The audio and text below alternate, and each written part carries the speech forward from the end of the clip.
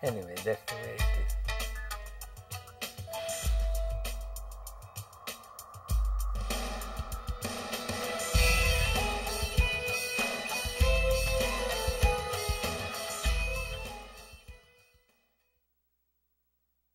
Welcome viewers again in this brand new show of Art and Awareness of Happy Health, and our subtitle today is 4 Pillars of Happy Health. And I welcome the expert of 4 Pillars of Happy Health, those who are pursuing these things and teaching the same thing to others. And I request Amy to introduce herself, please. Thank you. It's really wonderful to be here. My name is Amy Takaya Davis, and I'm a Bikram Yoga instructor at Bikram Yoga of Ashland. And Michael? Hi, I'm Michael Sotos, and I'm a strength and conditioning coach. And I actually work at the Ashland Family YMCA, Hidden Springs, Ashland Anytime Fitness, and I work with the SOU volleyball team. I've been doing this for 8 years. And I have experienced both of what they are teaching, and they are amazingly good instructor, and I am thankful that you gave us opportunity to know you and will know more about. And before we start the discussion, I'll just read a small joke. It's joke or fact, you will know that. The husband and wife were in the waiting room when the doctor came out to see them. And what seems to be the problem with your husband, Mrs. Taylor? Asked the doctor. The woman answered, his problem seems to be that he is constantly worried about money. Ah, said the doctor, I think we can relieve him of that. All doctors relieve everybody's money problem, because they can relieve them easily by sending the big bill, Thank you very much. And before we start our topic discussion, 4 pillars of happy health, I will just say that 4 pillars are really the basic one. There may be thousands of pillars of happy health. People individually may have this, but for me, the balance in the life is very important. And if you want to keep your life happy and healthy, then you have to have really very balanced nutrition, first and foremost. In the same way, parallel it goes, the balance exercises of body-mind system. Your body-mind system should be very much balanced.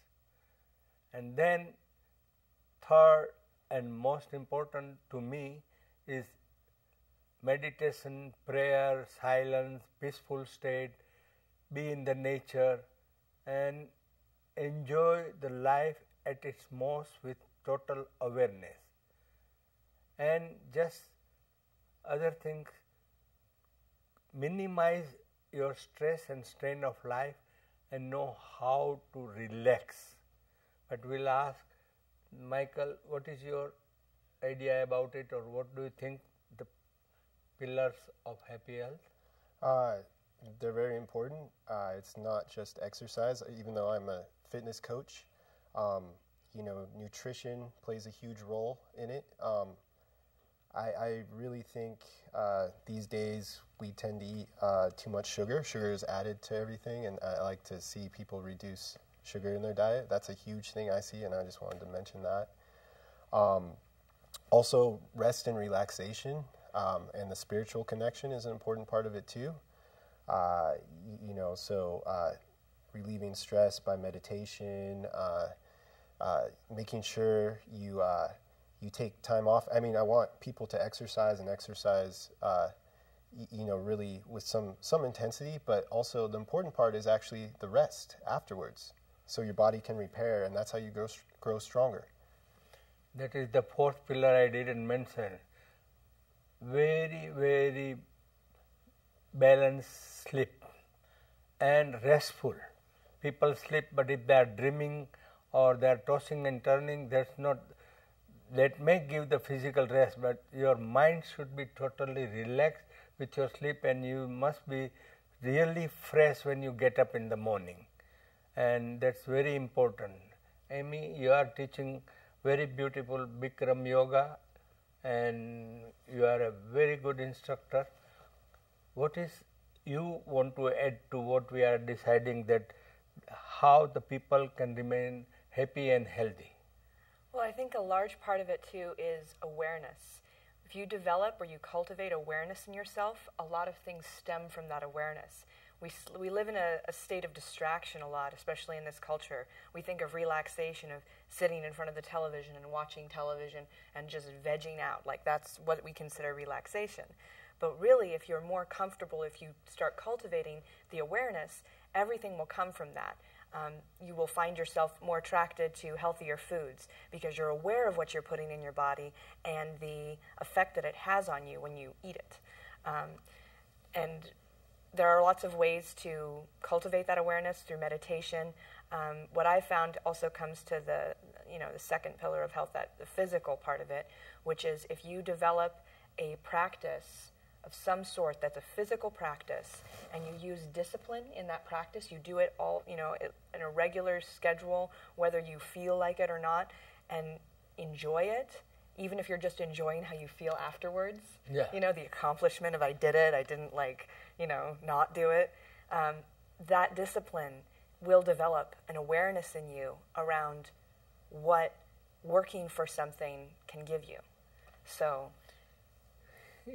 Amy, at your early age, you really touched the base of the problem of happy health, why people are not happy and healthy. Awareness. If people really develop one thing, forget about everything, awareness, then lot of diseases will not come. You won't face the situations where your energy will be drawn and you will be relaxed. So, with awareness, you will understand the attitude of gratitude, thankfulness, appreciation. All these things comes if you are really aware. And life is really worth living if you are living with attention, consciousness, awareness, whatever name you give it. But it is the fundamental key to the happy health. As I said, there are so many keys, so many pillars of happy health, but this awareness will be very, very important. And how you can cultivate this awareness, whatever you do, be there. Check yourself that you are doing something, just like you are cooking and your mind is somewhere else. You are thinking something else. That is not awareness. Awareness is be total here and now, whatever you are doing. And Michael will enlighten more. Yeah, I mean, even from an exercise perspective, I think there's been some research showing that people who actually are distracted during exercise with, now there's TVs in a lot of fitness centers and loud music. If you get so distracted from your workout, you actually won't see quite the results you're striving for. And so that awareness, being there when you're working out and really being engaged is really important. And loud music you mentioned, because people don't realize that your nervous system also needs the nutrition, and its nutrition is melodious sound music, not tuck tuck tuck tuck tuck tuck like this. And if you want to dance it, you can dance with any type of soft music. And if you want to keep it, don't keep it volume loud, because usually through your auditory system, means your hearing, that is really jamming the pathways of neurons in your brain, and your brain gets so much tired of it, you don't realize it. You think that, oh, I didn't do any workout and I'm tired, because you are hearing, listening to the sound, and all sounds have got different frequencies, and that frequency of silence, rest, peacefulness, joyfulness is different, and this loud music is just disturbing your whole system. What I mean, what do you think? I don't know. I mean, I enjoy loud music sometimes. Like you said, if you're going to dance, you can dance to softer music. But again, I think it comes back to being bombarded with that noise is another form of that distraction that I was talking about earlier, where it's like you don't have any room to think because it's so loud. Yeah. And we live in a culture where it's like you go to a club and you can't turn and talk to somebody. You have to turn and shout at somebody to even have them hear anything you're saying, because we want to be just completely distracted, and that includes your nervous system, like you were saying, the music going into your body like that. And it's very stimulating and it's very distracting, and it's not necessarily bad, but it's not healthful. It's not helping you in your body and in your life necessarily. Yeah, that is just like anything. It's a double-edged sword. Just like a coin has got two sides, it's not one-sided coin. So the music, if you use rightly and in the right amount, you are not dancing 24 hours. But people are listening to the loud music hours. They are driving from here to LA and they're continuously, bombarding their system.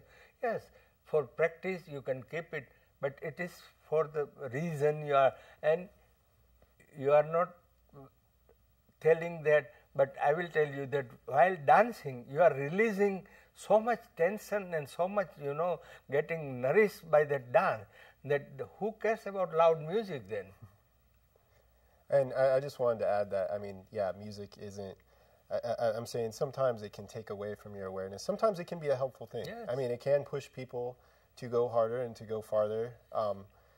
But, I just challenge people to sometimes unplug and just really focus in, when you're working out or in other activities in your life, and just really be aware. Because you see, sound-based treatment is there also. Sound healing is a modality where only sound, but that sound has got so much soothing vibration that it takes your body-mind system, your heart, your brain. Even for blood pressure people, there are CDs with very melodious and very soft music. Yeah, Mozart for meditation and Yeah. stuff like that, Mozart Yeah. for sleep. All So that. that is the way we have to use. So you have to be very choosy. Again, I go to Amy's point that you have to be very aware what you are putting in. Not only food. This is, in eye also. Suppose if you see any movie with lot of fighting and killing, that you are putting inside your system through your eye. The hearing, same way taste, all these sensory organs have got its own limitations, and you have to choose right kind of things to put it in. And Michael, you are teaching this and you got this beautiful studio. What you have to say to the audience to keep them healthy and happy for that, and what is your advice to them? Just to kind of what John touched upon in the other show, but just being consistent, any little bit of exercise counts, and being active, and so. And it should be regular, no? Yeah, it should be regular, and a lot of time nowadays, everybody's so busy. We're a busy society, and and I hear the excuse, I don't have time. I don't have time to work out. I just can't get in a workout. Any little bit helps, even if it's just 10 minutes. They found improvement in health. Let me add to that. You said people say busy, but what are they doing this? Busy or business? Busyness or business? Because to remain happy and healthy, and you are teaching what you are teaching both to keep healthy and happy now. Yeah. Now they are doing something to keep happy and healthy, but you have to give this exercise, because there is a proverb, use it or lose it. If you don't use any part of the body, any muscles, any joints, then you will lose it, and then you will have arthritis, and then you will go to these guys and they say, now I have got arthritis. But previously you are busy earning money to remain happy, and you ignore your health. Body-mind system is very important because it's a temple of our spirit to be in, and that is to be kept up to date, healthy, you know. Absolutely. I mean, food is also a really big part of it, like we're talking about taking in what you take in. It's also about the water that you drink. Everything that you put inside your body has some effect. With that in mind, people will tend to eat whatever's available to them. So around here, people eat a lot of good, healthy, organic food. In larger cities, or back east, I've had friends from back east tell me that they can't get fresh vegetables. So they go and they buy frozen vegetables, and that's just what they eat. And, frozen vegetables is certainly better than no vegetables, but it's also about your sources and what you have available to you. Yeah. Still, I'm happy that she mentioned that frozen is at least better than no vegetable. But frozen is all right, but people, those who preserved in the cans and this vegetable with the preservative, nutritive value becomes less and less. And fresh, I don't think everybody can afford or time, but if you have got a small kitchen garden and if you grow and you test this stuff from that and take it from the supermarket, you will know the difference immediately. Even your taste buds will tell you that, oh, this I love it, without any words, because body will say, okay, this is so tasty. Then food, that's why in our culture, means Indian culture, they say food is God. If take care of food, then it is one of the very basic thing that your body will not have unnecessarily problems and diseases. But only food, and then you ignore the movement of the body by doing exercise or whatever we have to give the food to our muscles and joints and whole body mind system. So, Michael, what? Well, as far as the nutrition, I mean, that is such an important part of the four pillars. And you hear about the law of thermodynamics, where it's calories in, you should, burn more calories than you take in if you want to lose weight. But it really, people tend to ignore what they're actually taking in. And I think, the most important thing is the actual food. It's not all, it doesn't matter, or you can't say that it doesn't matter what you're taking in and just say it's just how much, I'll burn it all off.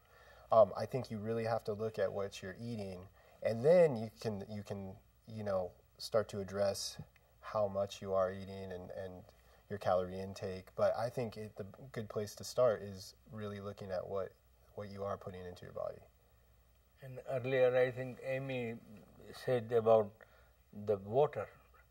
That's a very important part of the things also, because good water is basic, because our physical body is made of 70% of water.